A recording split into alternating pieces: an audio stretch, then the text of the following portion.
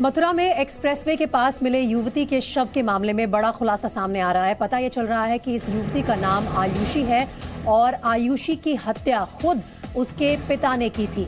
ये मामला honour killing का बताया जा रहा है। पुलिस सूत्रों के मुताबिक आरोपी पिता ने अपना गुनाह कबूल भी कर लिया है।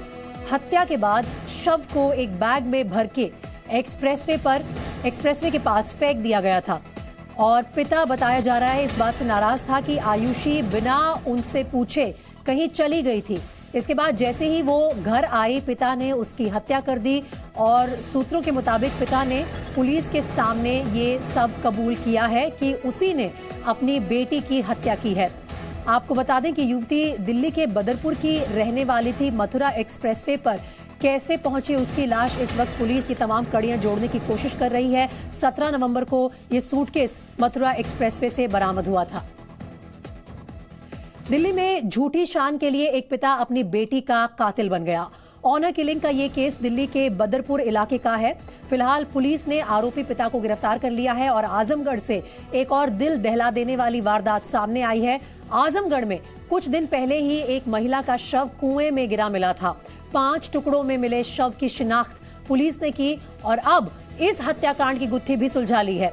दिल्ली में आफताब ने जहां श्रद्धा के शव के टुकड़े टुकड़े कर दिए, सवाल यह है कि ये सब वारदातें बेटियों के साथ क्यों हो रही हैं? बेटियों के साथ इस बर्बरता का क्या कारण है?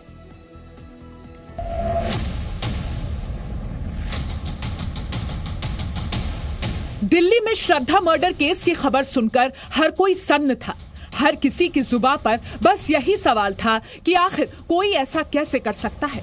लेकिन हाल ही में देश के कुछ शहरों से ऐसी ही दिल दहला देने वाली खबरें सामने आई हैं।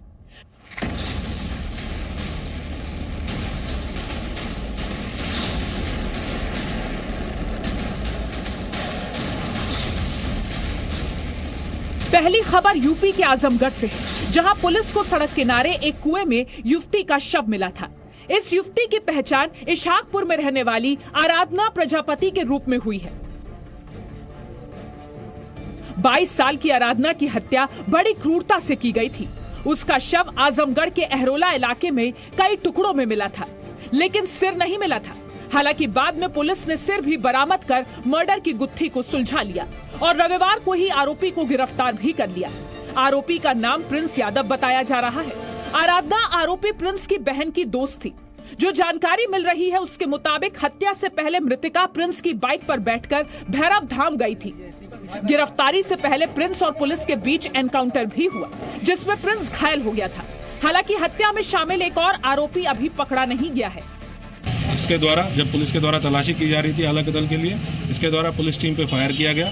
आत्मरक्षार्थ कंट्रोल्ड फायरिंग में जो पुलिस टीम के द्वारा की गई, इसको दाहिने घुटने में गोली लगी है, बेहोश हो गया।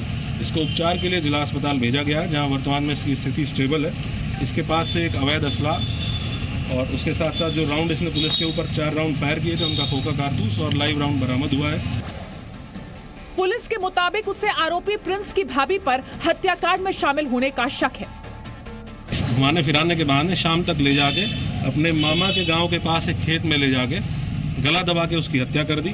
हत्या करने के बाद ये बांके से, क्योंकि इसको ये था कि डेड बॉडी मिलेगी तो कनेक्ट किया जाएगा, बांके से बॉडी को अलग अलग पार्ट्स में काटा और उन पार्ट्स को पॉलीथीन में भर के सर्वेश की मदद से मोटरसाइकिल पे रख के इसने जो कुआं है जहां से बॉडी बरामद हुई वहां पे फेंका।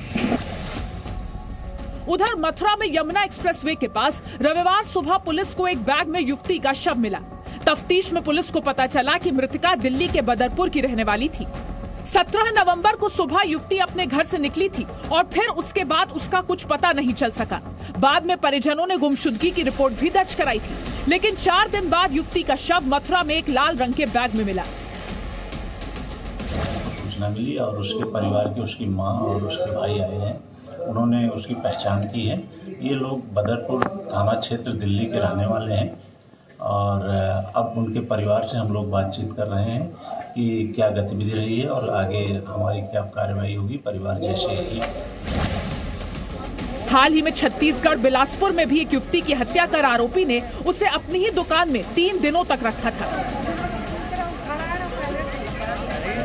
ब्यूरो रिपोर्ट, जी मीडिया।